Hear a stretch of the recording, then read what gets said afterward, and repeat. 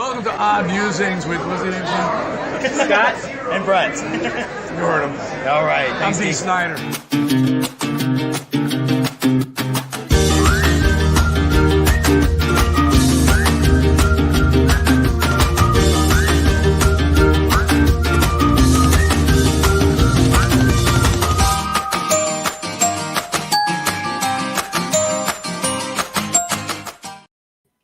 Hey, welcome to Odd Musings 174. I'm Brett, and I'm Scott. It's me. It's me. It's me, Mario. Oh yeah. Or what was the evil one? Wario. There's Mario, and then there's Wario. Luigi, our number one. So how are you? A lot of fun in those games. I'm good. Just kind of been getting things situated this morning. And yeah, it's already by, and I got a new chair, so I'm sitting in my new comfy chair now. My other one had been falling apart, but it was very old, so this showed up last night, so I'd ordered it online, and now I've got me a new chair, and it's nice and comfy, and I can actually sit up a little bit, and not sit on like 18 pillows, try to get up high so you can see me on the camera. So, right, and all that fun stuff there. How are you doing? Doing well. Want to give a shout out and a thanks to you and Connie, the Comic-Con mom, for coming out this past weekend to Ashley's baby shower / 21st birthday party. So it was fun having you guys out. It was nice visiting. We got a chance to go check out Jill's new house. It's lovely. That's right. Yep, it's coming along. She got her new carpet in yesterday, so got that done. So my chores are almost done there. Yes, Scott has now become known as Whipping Boy. So he will be fixing her house up for her. We've been doing, and she too. We've been doing a lot of painting and doors, and even when a house is in great condition, once the other people move out and you see how many holes are in the wall from the things they hung up or discolorations in the wall because like the sun faded the paint around the photo on the wall. It's like, I guess we are going to paint all this.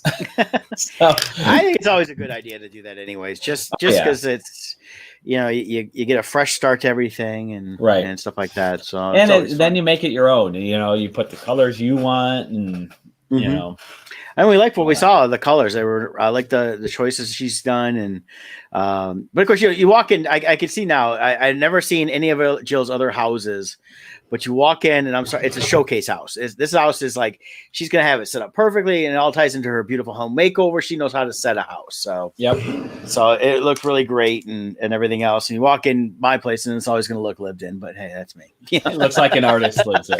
Pretty much, so it's like, I always got piles of crap everywhere. It's like I got some shelving on the wall here now, and I'm changing stuff in my area here, and it's still just piled on in there. Though I got a couple shelves I'm dedicating just to art books, stuff like that, and I've got a new Harry Potter shelf over there I'll be working on and putting my books in there. Because I like having those out so I can see them.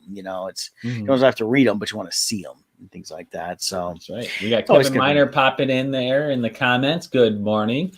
Morning, Kevin. And Scott shared this morning some more pages for the upcoming Kickstarter next year of Crimson Shadows 2. Yep, moving along on that, getting back on that, and then Wretched Realms. I'm juggling both at the same time because Kevin's going to be inking Crimson Shadows 2, so I got to make sure all the pencils are in the final stage for him to do his thing. I just give it a once over, make sure all the detail, the continuity, because sometimes in the hecticness of producing all these different pages, small details sometimes get missed. Like, they didn't put they forgot their wedding band on their finger, or they forgot, he left off his goatee in that picture.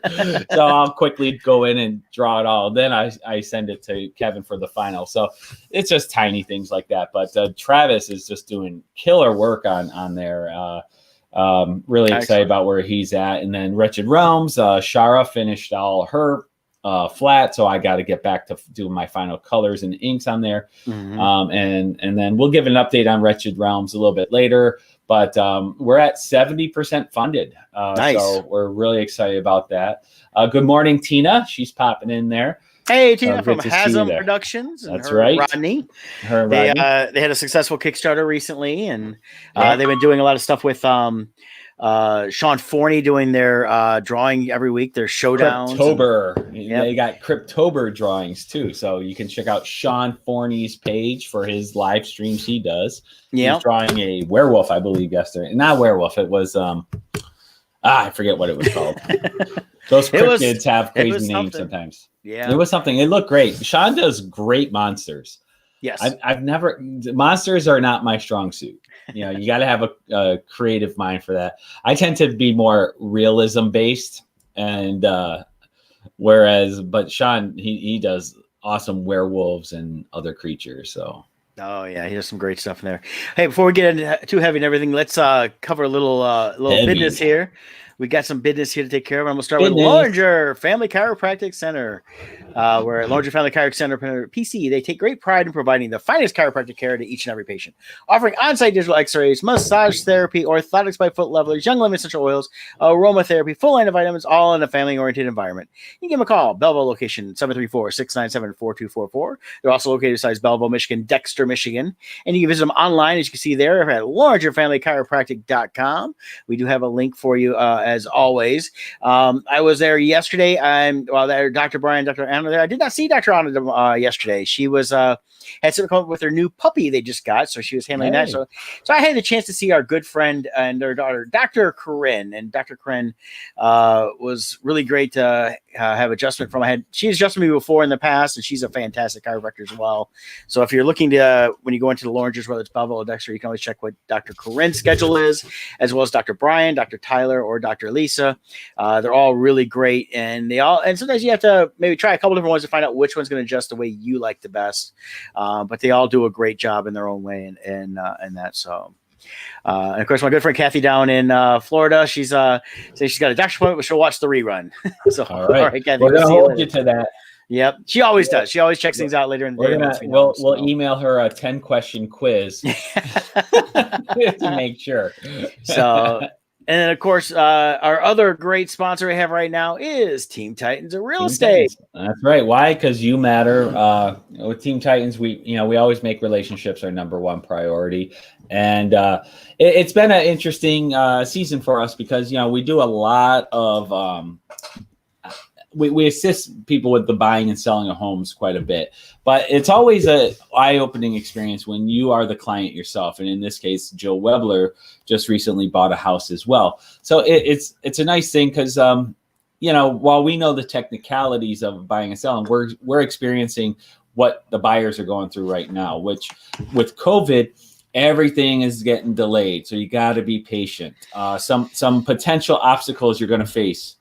And this is not just in buying a home, but in general, you need patience.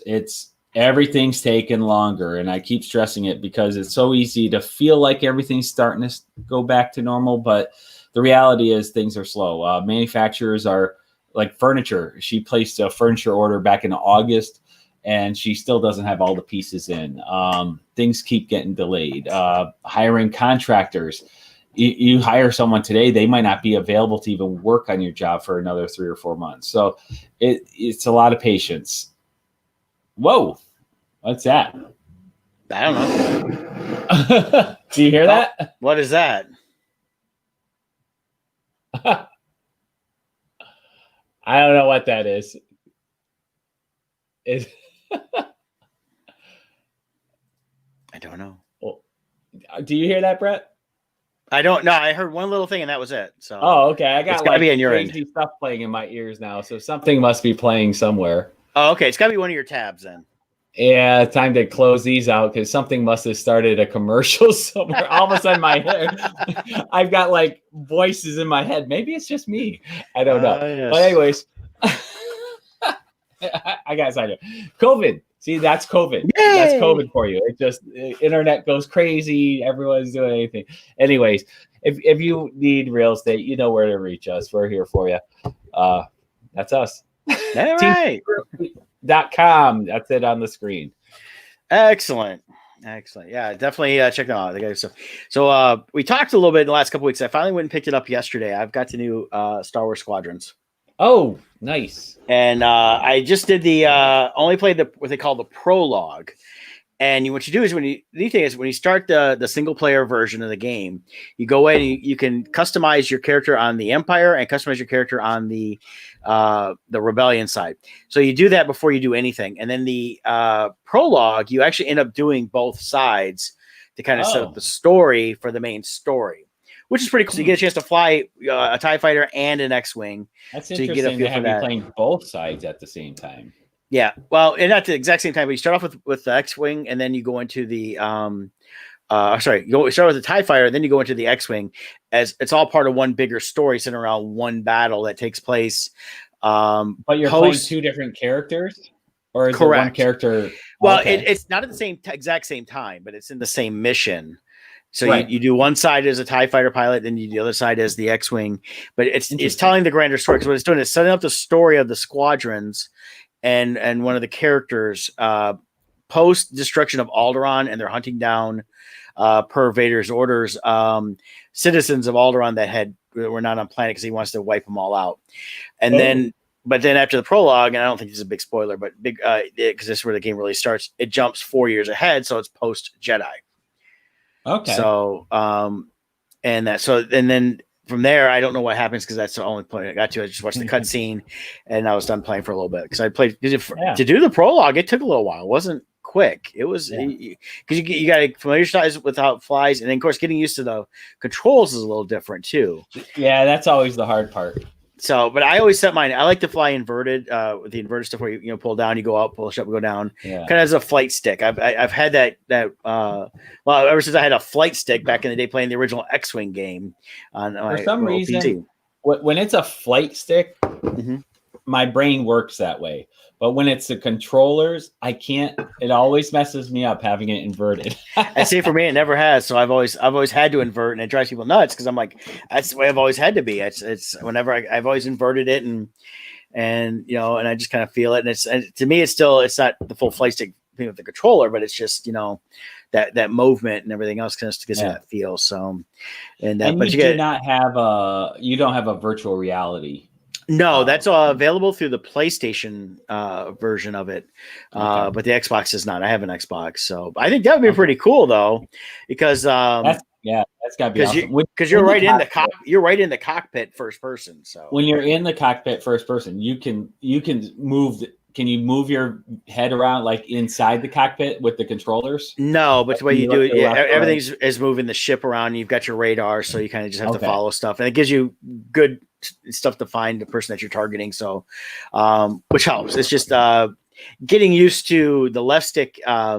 Is forward and thrust and slow down, but it's also turns the ship. Like this, and then the right thumbstick is this kind of turn. So when you did that, were you like Anakin in episode 1 and you go, I know, we'll spin. That's a good move.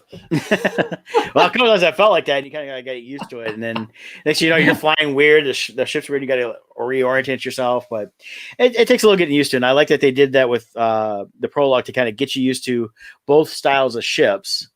And then I don't know what else we play, but there's all kinds of different other missions that are look like some online stuff, and then some other, I think, side mission stuff you can do, or just jump into like a tangle or something like that.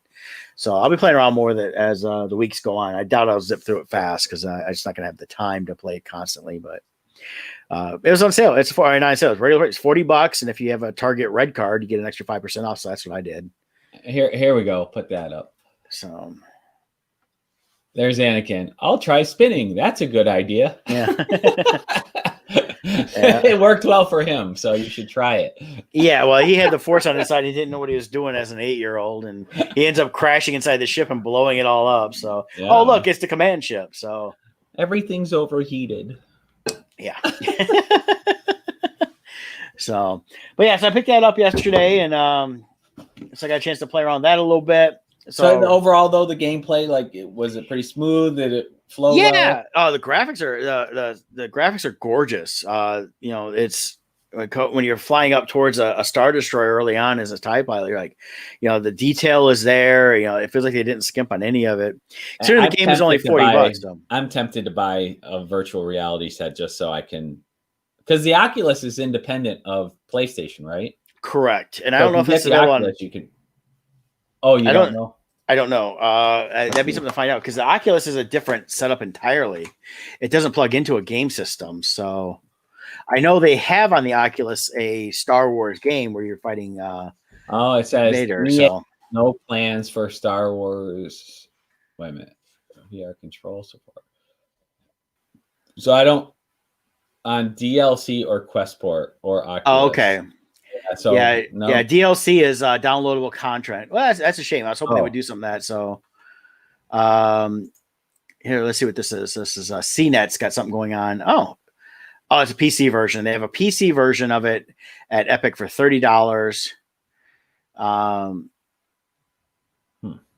Yeah. So I don't know. Maybe it's that's part of it too. Is since they're not going to do any future download content, they decided just to lower the price and get it out there and be done with it. But it's maybe it'll actually take off and they'll change their mind on some of that stuff and we'll see some. Because I was hoping download content would happen where you get like extra missions and things like that, and they'll expand the game more. But it's kind of what I've been wanting to see in a Star Wars game in a long time, and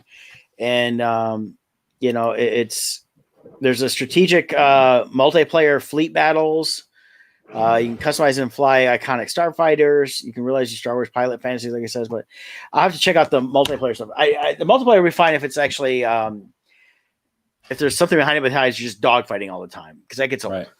Right. In that, but if there's a mission behind it, it'll be kind of cool. So, but yeah, so I'll be playing around with that a little bit more too, and going from there. And so I'm look for trying that. So, and yeah, I did that yesterday, and then yesterday was my day, one of my days off, and after working extra day on Monday, I worked a little extra over on Monday, so because I had taken Saturday off to go have cake with Ashley. Nice, very good. Yeah. Well, how is it already 10:18? This is crazy. Day goes by fast. Had shocking news yesterday come out regarding Eddie Van Halen.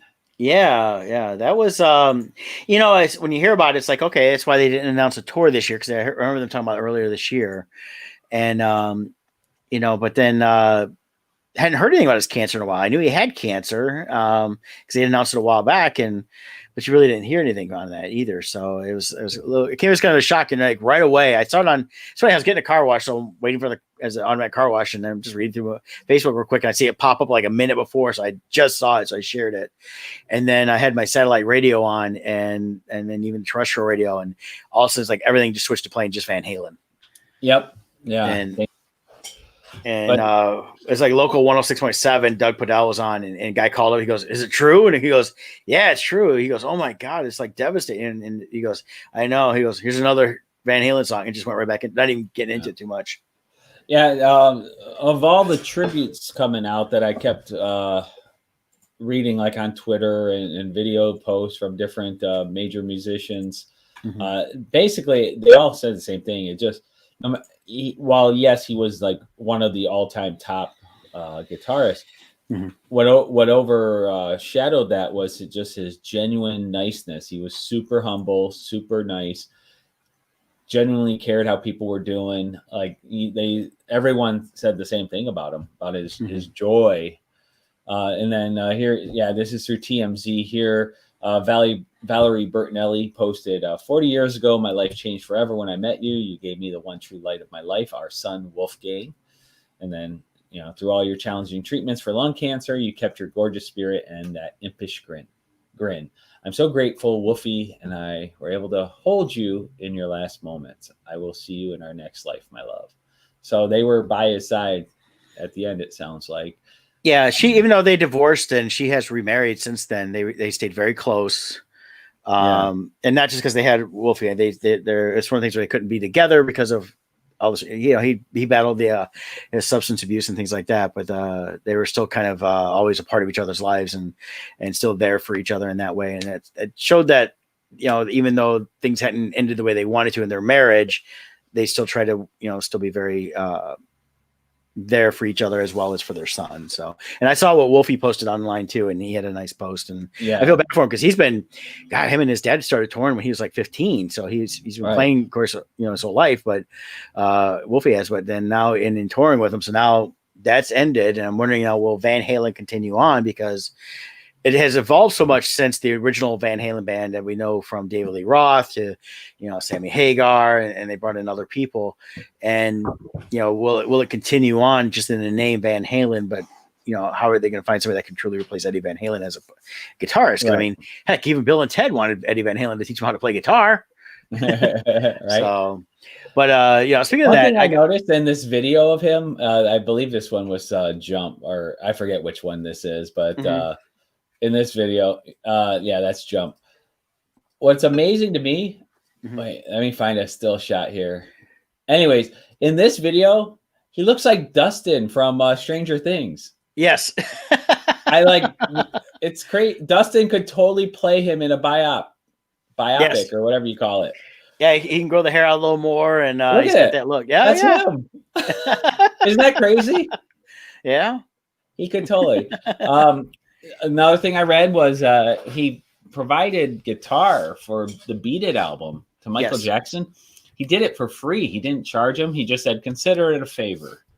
So he could have made some good money on that album, but he didn't. He just did it for a friend. He was just there he really genuinely loved playing guitar, and just played wherever he could. He had a guitar in his hand, he was playing. So, and everyone talked about how he would always have the biggest smile on his face while playing guitar.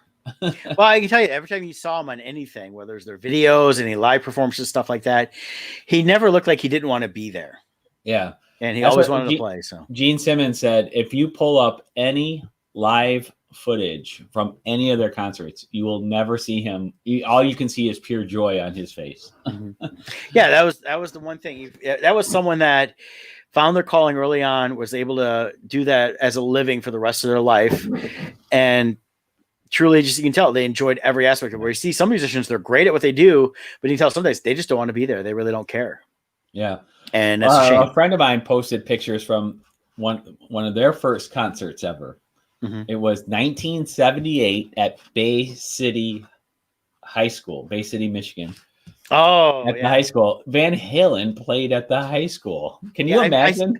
I saw a poster for that show. Someone shared it online a while back. Isn't that crazy? And it was like Van Halen. I think Kiss was there or something like that. It was the big headline, and a bunch of others. But that was, I mean, the 70s, they literally played. They didn't just play just big venues. They played everywhere. And it's always hilarious to see the ticket prices back in the 70s when you see people post like, "Here's my ticket. I went and saw the greatest band of all time," whichever band they feel is that way. $3. It cost $3. There was no additional Ticketmaster fees. Yeah, beer was 50 cents. Parking was free. They went and stood in line at Hudson's and got their tickets, and and stuff like that. So, but so that was pretty. But I was telling Scott, I'd heard this on the radio just a few days ago, which is kind of eerie. And they're talking about Rolling Stone had done Eddie Van Halen's 20 greatest solos. So we'll pull that up. Starting off with number one was, they said, it's Ain't Talking About Love. And great song, 1978, stuff like that. I was shocked that it was the top one in theirs, because usually what they have for number two, Eruption, is the one that everybody really talks about the most.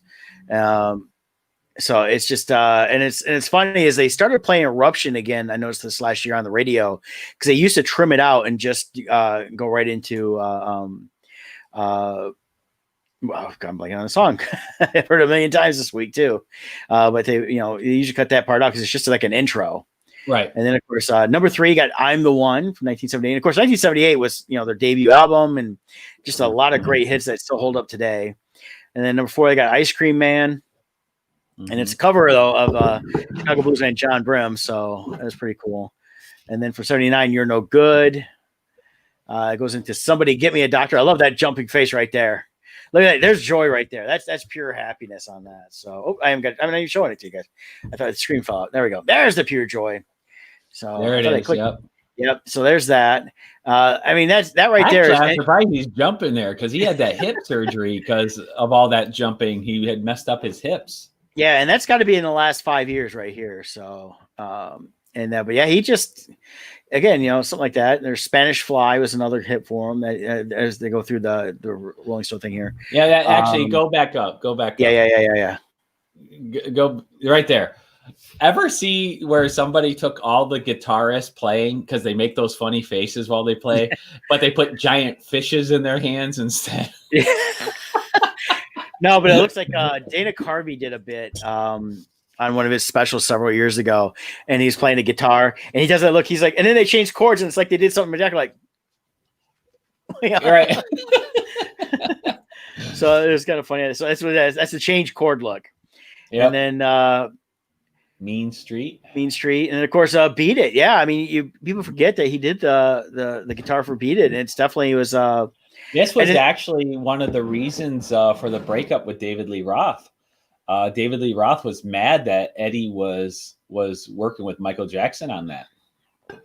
Well, David Lee Roth, I liked him with Van Halen. Afterwards, he had a couple of decent songs, but he really showed that he needed someone like the band like Van Halen. So I could never stand David Lee Roth once he was talking. No. Interviews, it's like, just shut up. He sounds the same to this day. People like you singing, be quiet. In the words of Joe Biden, shut up, man. Yeah. Of course, there's Push Comes the Shove is in there, and then we got number 11's Cathedral, and of course Panama. Faces. Yeah, there's Panama. Yep. So and then Drop Dead Legs. And and the thing is, and then of course, Hot for Teacher.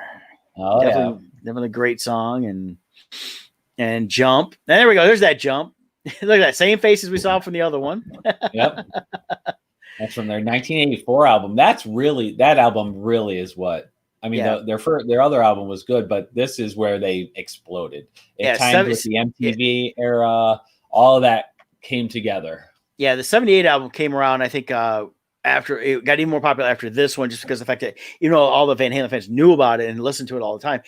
This really showcased it, and then they going back and look at those other songs, and then they just really took off on radio play, and you hear so many of the songs still to this day. Yeah, and then 86 here we got some Sammy going on, some Hagar.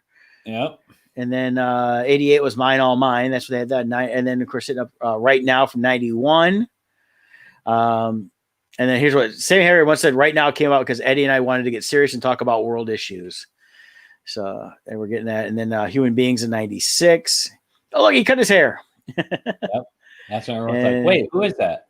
Yeah, this is towards the end of the Van Hagar time. And then 2012 was Chinatown. And, it just shows that for 40 years almost, the man could just create something. I mean, heck, you play the dual guitar. That's not easy in itself either. So just fantastic stuff he did over the years and that. So Doug says Roth was like a walking ad for Adderall. I agree. Yeah. So it's just it's one of those things where I was like, man, it's just like out of nowhere. It's like nobody, there's no announcement of always in hospice or he's cutting treatments or anything like that. It's just he's gone, and it's like, oh, darn, but the music lives on. And I know our good friend Sean Forney is a huge fan, and I'd seen where another friend of ours, Lisa, posted told her husband Vinny that they need to check on Sean, and I saw Sean post something, so I knew Sean was aware, and I knew he'd be okay. It's going to suck for a while on that, but it's Sean is several years younger, so I always laughed. I was like, well, how do you know about Van Halen? But he posted online. It was because of his uncle, and I think that's the beauty of a band like Van Halen is they continue to sound good all the years later. It's not just, and they don't sound like, oh, that's just 80s sound or enough. It still sounds just as relevant today because their sound was so unique. What's interesting to me is too, I was thinking about this the other day. My thoughts go into weird places, but as far as musicians go and even actors and everything else, we live in an era where, this really is the true time of almost immortality for these bands. 100 years earlier, throughout all human history, once a performer died, their performance died. You could only see them live. Yep. This is really these last 50, 60 years are really the first recordings where 500 years from now, someone could listen to Van Halen still. Yeah. you could hear what the singer sound like. Like we don't know what singers sounded like 500 years ago. So it's interesting how we have this really is the first generation of almost like immortal musicians and immortal actors, as long as, Well, and it's around. if you look at the history too of the 20th century with early on with starting with film and even recording as it took off, a lot of that stuff nobody thought that we would want to hear it later on or see it later on. So we've lost a lot of stuff prior to like 1925. So the stuff we have is definitely should be cherished that. But going forward, because of the internet and as they find stuff, things are getting digitized and stuff like that, and they're creating these banks of backup stuff to preserve the history of all this stuff. It should automatically be around forever. It's like, the movie and book Ready Player One. I started rereading the book again because the sequel comes out next month. So I wanted to reread the first book. And it's interesting in the first couple chapters talking about all the stuff these people watch and listen to online in this certain future.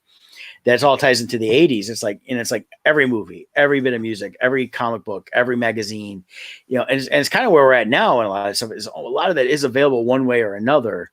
Like they mentioned, like Dragon magazine. I used to read that as a kid because of Dungeons and Dragons, and it was a great magazine. And Starlog, and I'm seeing posts of Starlog popping up. There's a Starlog fan group on Facebook, and people talk about different stuff from that and share articles. And and I used to love those magazines.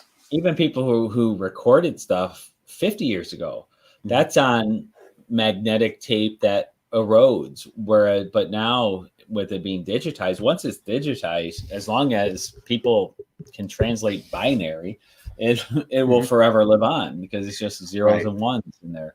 So it's pretty interesting. Yeah, and they have that different ways of I've seen different things over the years where they archive a lot of this stuff, not just on, hard drives and things like that, but literally they can print it out like on metal sheets to where it can be re-encoded back in. So it's never truly lost.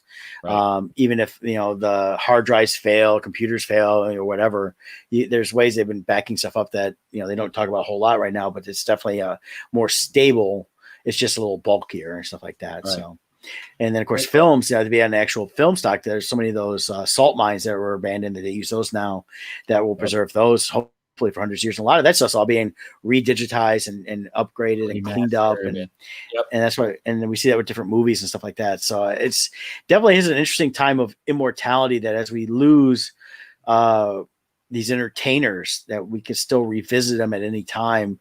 And any time within their era too. So you want to see some young Van Halen, there's footage out there. You want to see the current Van Halen, there's footage out there, and stuff like that. So definitely kind of an interesting time we live in when it comes to things like that. So definitely. Rock and roll lives on. So with the discussion of Eddie Van Halen and his status as legendary guitar player, the talk comes up of, well, who are the best guitarists in the world? And Rolling Stone, this was put together back in 2015, the 100 greatest guitarists. And really? They start off with number 100. We don't want 100. They want to make sure you cycle through the whole thing. Yeah. So I'll scroll through. We'll comment as we go. Fleetwood Mac, Lindsey Buckingham's number 100. If you see any that pop up Xanadu. Wow. Remember Xanadu from, this person worked on Xanadu.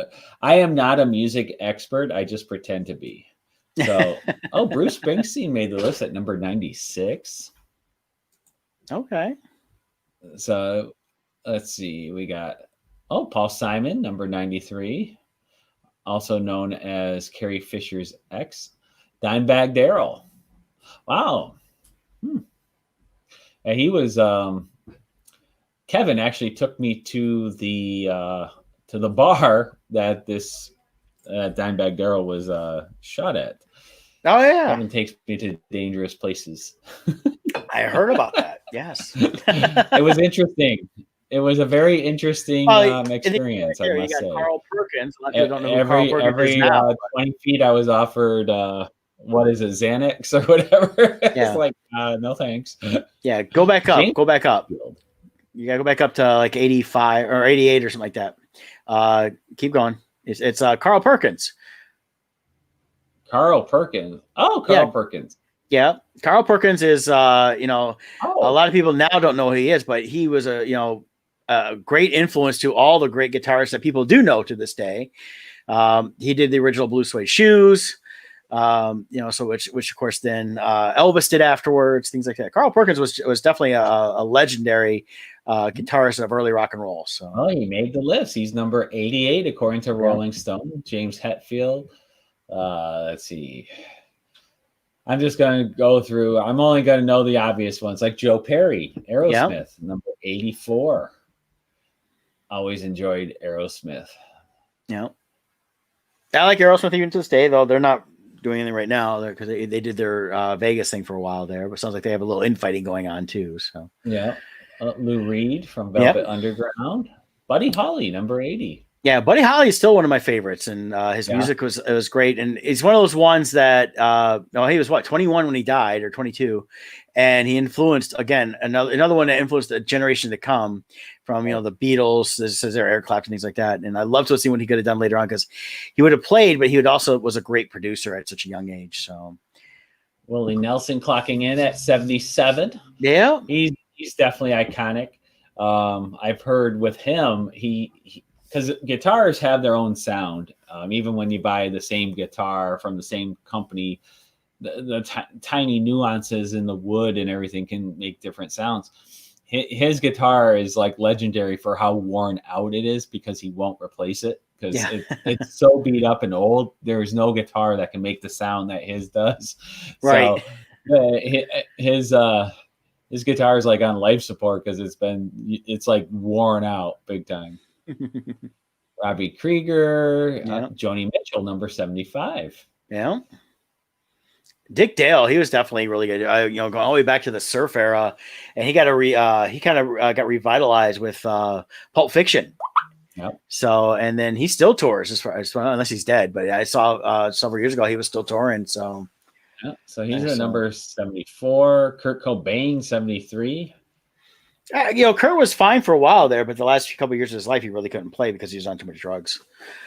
They did the live thing, the acoustic one on MTV, and they had somebody playing behind him because he was just missing so many chords because he was just blitzed out of his mind.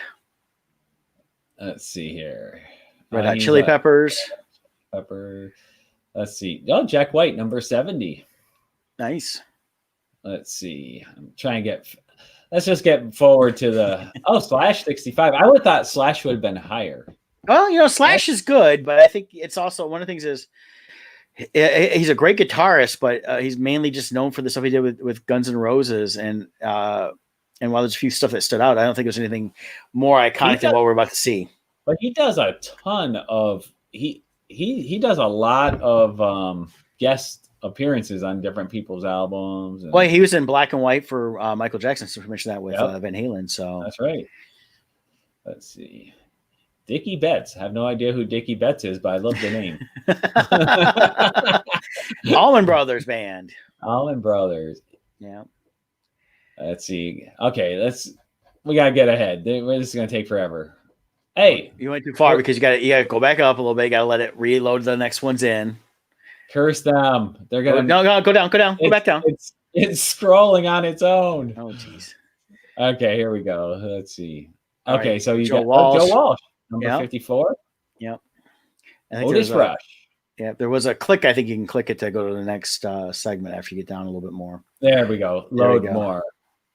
That's really got me. Yeah. Muddy Waters. Yep, legendary blues guitarist. Talked about by everybody still to this day. Johnny Greenwood. Yeah. Stephen Stills. Yeah. Crosby, Stills, Nash, and Young. And of course, Jerry Garcia. Yeah. Is that Grateful Dead, Jerry Garcia? That's Grateful Dead there before he turned gray like a year later. Wow. I would not have known that was him. That's a young Jerry Garcia there because he turned old. He turned old young. Yeah. Link Ray. You know what that is? Yeah. Garage band, did some surf music, stuff like that. So great music. Mark Knopfler. Yeah.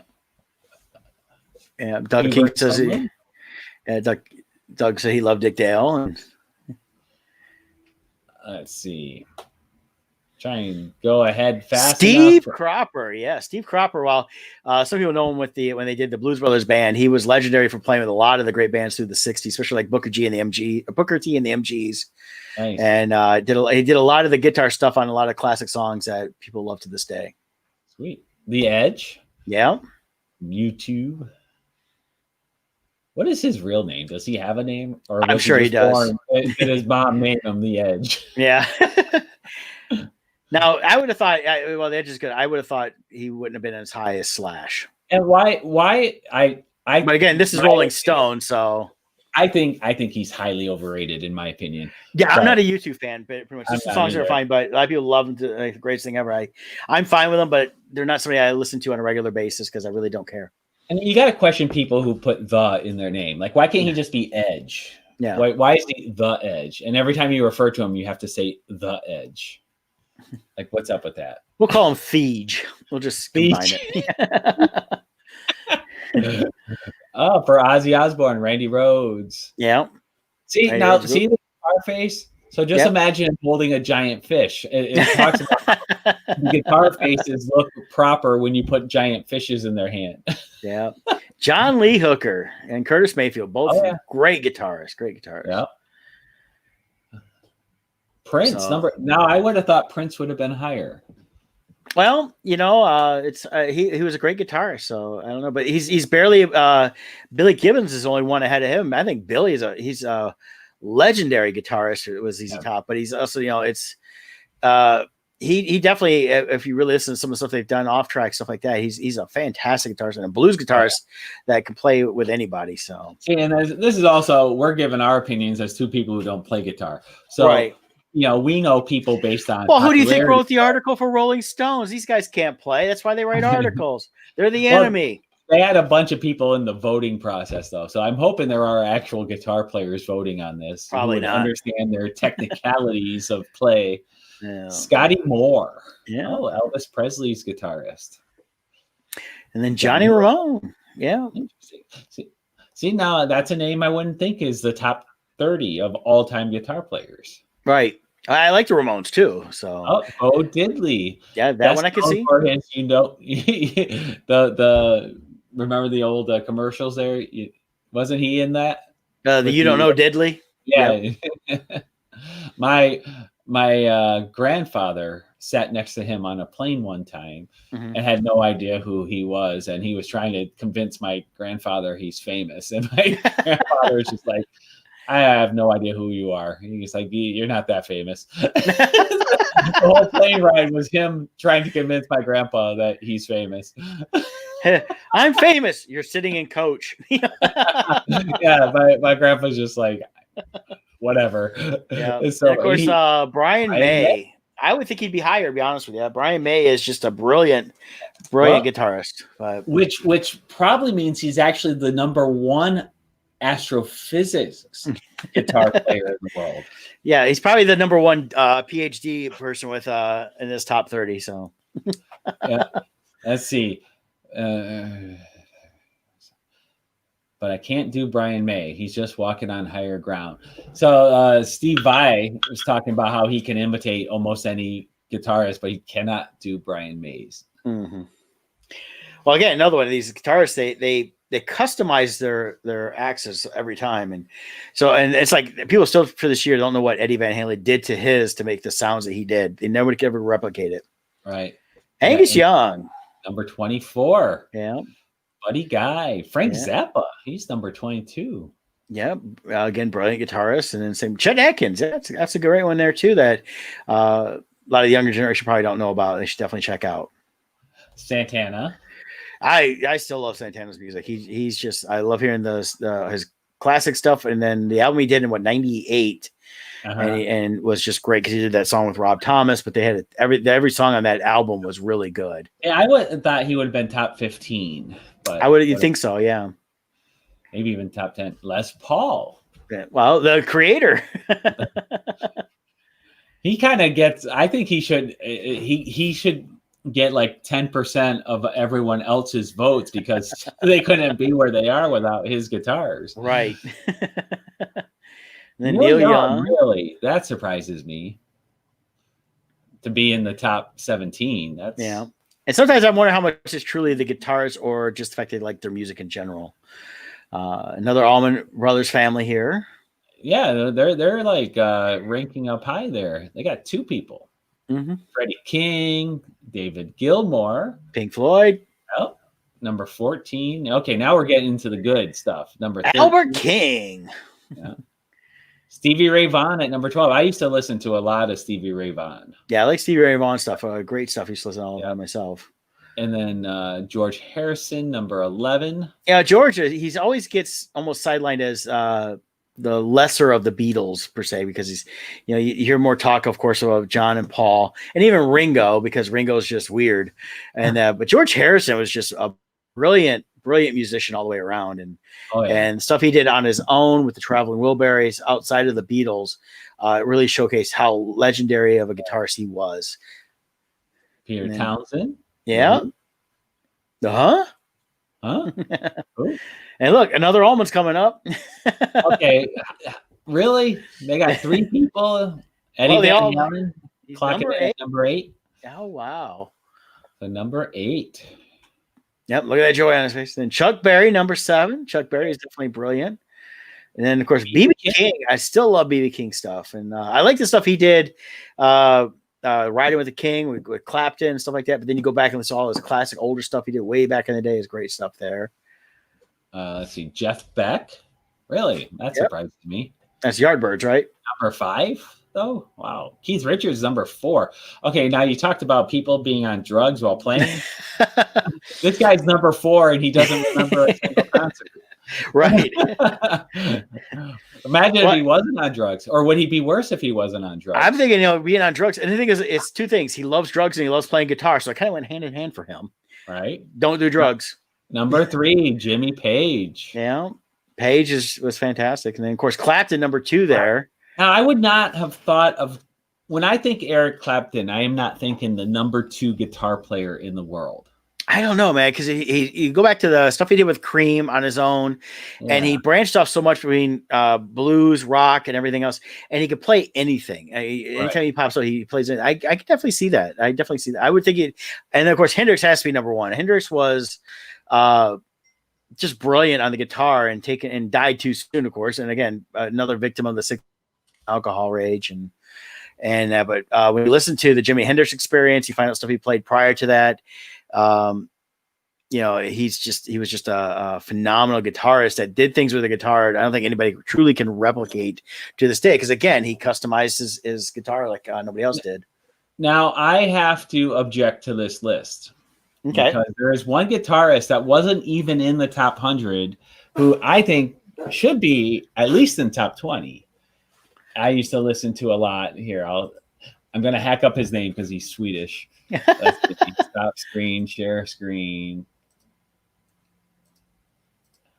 It's Yngwie Malmsteen, I believe it is. I used to listen to him all the time. He's amazing.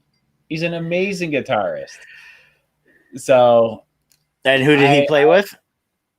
I think he was solo. He had a lot of solo albums where he would do he must be bigger overseas. He was big here. All my long-haired headbanging friends had his albums. That's how I got to know him.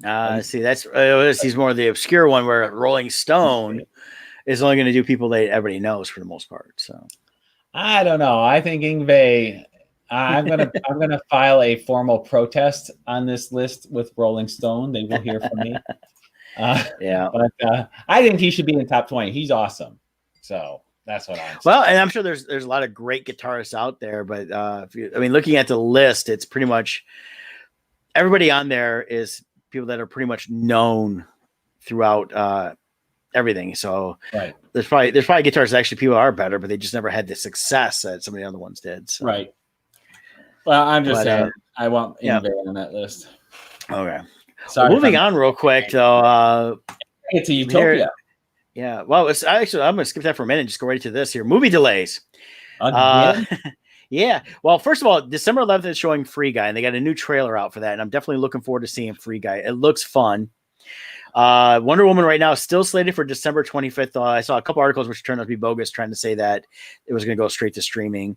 But then they moved Candyman remake back, a bunch of other movies I never heard of. Ghostbusters is still March. And then Morbius is now looking at 2021. So that's been delayed from July 31st. So that's March 19th. That actually looked good. That's what Jared Leto. Yeah, that's the Marvel. And then, of course, we got Sony's Marvel. Yep. And then A Quiet Place Part 2 is supposed to come out now in April, which was supposed to be in March. So it's like over a year delay. Black Widow is May 7th. Yeah. Godzilla versus Kong is now going to be May. Yes, all those CGI monsters could not work during COVID. But here's the other one. Jurassic World Dominion was supposed to come out in June next year. It's now pushed back to 2022, probably because they still have a lot to film on that. Venom got pushed back. It was supposed to come out this month. It's going to be in June next year. I haven't watched the first one. Neither have I. Top Gun Maverick will be July next year. The Uncharted movie, which is based on the video game, will move to July 2021. So, and then Rise of Gru. It's funny. Minions Rise of Gru. The toys have been out. I've seen other marketing stuff, and it's not going to come out until July of next year. Yeah, I find it interesting how this works. These are getting delayed, but the marketing, like Wonder Woman, all the marketing already was done. Yeah, because that stuff was printed out ahead of time. The toys came out, the chips came out, everything came out. So when they re-release, is there going to be another wave? That's why I'm curious to see, because I'm wondering how much stuff got pulled back, though. Stuff still hit the market. And if they'll redo that, or if they say, well, forget it, it's just going to get them out there anyway. So, Doug, responding to Doug, he put, my uncle says he's a jackass in person and thought he was bigger than he was. Who are you referring to? Is that Dick Dale, or are you talking about about somebody else? So I'm just curious who this person is. Yeah, I'm talking about Bo Diddley. Yeah, but then Jungle Cruise, which I believe is supposed to come out in July, is coming out in July next year. I want to see that. I knew Dune got pushed, but I think that's more because they're still working on special effects. Same thing with Snake Eyes will be October next year. The Eternals will be November next year. Nobody cares about another Elvis biopic. Same thing with West Side Story. The Batman got pushed to 2022. Still don't care about that. Same thing with Doctor Strange is now March of 2022. And then the rest of the stuff. Avatar right here. It says Avatar is now 2022, 24, and 26, and 28. And again, nobody cares. So for clarification, Doug was talking about Ingve. Okay. See, because he probably saw the results and saw he wasn't on the list of 100, and he probably that made him bitter and angry. I don't know anything about him as an individual. I just remember I loved his guitar. Yeah, and then real quick, I watched on Amazon Prime, and that one stars John Cusack, and Rainn Wilson's in that as well. I'm surprised. It's got big names in this. I didn't really hear anything about it till you said you watched it. Yeah, I had not heard anything on it. I saw it pop up, and I was like, okay, how did I miss this coming out? And about season 2 is it just one season so far? One season, it just came out. So, and there will be a season 2. It sounds like it's going to be renewed. If it hasn't officially been, it sounds like it's going to be. But it's the premise is all about. It starts off, and this is not a spoiler. This is all the initial setup. You have a group of people that know each other online, that thoroughly discuss in depth this graphic novel called Dystopia, and things in the graphic novel have come true. Now there's always a disclaimer at the beginning of every episode that because they're dealing with pandemics, that this movie was made prior to, it's not based on any current pandemics or anything else. Cause I mean, it was filmed over a year ago. So, but stuff in the comic book comes to truth in that world. And there's rumors of a second one called Utopia, which supposedly has the next wave of predictions and stuff like that built into the comic book graphic novel. Now you got to be careful when you look this up, because evidently there's multiple shows called Utopia on TV. There's a British TV series, there's an Australian TV series. So there's all these. The Utopia for British is actually a comedy, a dark comedy series that's currently running. So yeah, put in Utopia Amazon Prime if you're really looking it up, because that's what it's on. But yeah, it's definitely it's a weird show. It will go places you don't think it's going to go. It's going to surprise you at times, and Rainn Wilson was really good. I liked him in it. I was surprised to see him in it. Cusack shows up, and I was kind of a little surprised with that too. But Cusack's really great. And I like the main core cast they got too. That did a really good job. And this is the comic book fans of this novel when they finally come together and how they work together. And I don't want to tell too much because the first 2 episodes really kind of set everything up. And it's like what 8? I think it's 8 episodes, so it's really good. And then speaking of other 8-episode series, we got the season finale of The Boys this week.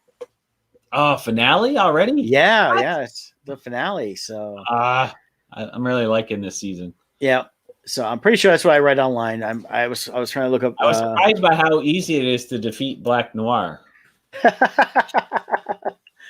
Yeah. So yes, season 8. Yeah, season 8 is the last episode for this season, but they were 8 the first one too. So I really enjoyed it. It's a good season. So yeah, it's been great, and I like how it's been moving around a lot between the characters, and they're building up so much more within this universe for the second season to go into the third season and that. So, and I've been also catching up on Ozark. I'm halfway through season 3, I think. It's good. They've gotten really good. I love Jason Bateman in it. I have to get back into that. I got out of that. Season 2 has a slow start, but they really ramp it up the second half of season 2. And season 3, they just put the pedal to the metal, and all insanity starts happening. You're watching, going, "What the heck is going on here?" But it's good. So. Yeah, Jason Bateman's awesome. Him and John Cusack both. We gotta get them together. They would do well together, I think. I think so. So, and then tonight, hasn't done much since he saved the world in 2012. Well, it's because the world didn't die. So, but he saved us. He should be getting thanks for doing so. Nah, nobody cares. Stop the Mayan calendar from killing us all. I found out the Mayan calendar was wrong. It's actually next year's the year that we all die for that. So, yep. All because they didn't account for leap year. All right. So we're going to talk a little bit more tonight. Join us for we're going to do the podcast for the current Kickstarter for Wretched Realms. In the meantime, here, I'm going to post it in the comments there, the link. In the meantime, feel free to go over there and pledge. Oh, I can't post it in the comments from this page. Darn it. Here, let me pull it up if I can do that. So, but yeah, we're 70% funded right now. It's going well. We still have 21 days to go, but any pledges of $40 or more, whether it's the pledge combined with add-ons, whatever you want, I will throw in a free 4x6 sketch. So you'll get that for any pledges, $40 or more. Also, if you missed out on Crimson Shadows #1, I started getting some messages from people who got the digital edition, and they really loved it, and now they want physical copies. So they're going to be going through the Wretched Realms pledge because you can add on any of the Crimson Shadows covers you want. So that's a way of getting it. So there you go. Yep. So there's the link. You can see that on all of our 3 streaming channels that we have between Bardstone Publishing, Odd Musings, and Odd Musings YouTube. So you can click on through. Support this great project. I mean, we're almost there. We're about almost 25% more to go funding. Got some great rewards. It's a fun read. A lot of cool covers to choose from. Kevin Miner's got a great cover, as well as Scott's, and then Sergio Cariello has got one. And then, of course, there is the sketch cover option. You can choose your artist for that, either one of the artists at Bardstone, Scott or Kevin. Heck, if you want one for me, I probably would do one too if you want to pay me for it. But other than that, you can take that cover to anybody and have them draw something for you on that too. Because Comic-Cons will resume next year, although just found out the Grand Rapids Comic-Con was canceled here in Michigan. But I've been seeing some smaller shows happening around the country in different states that are a little more open than we are. So I have hope that we will be back in shows next year. Did LA have one? I think not yet.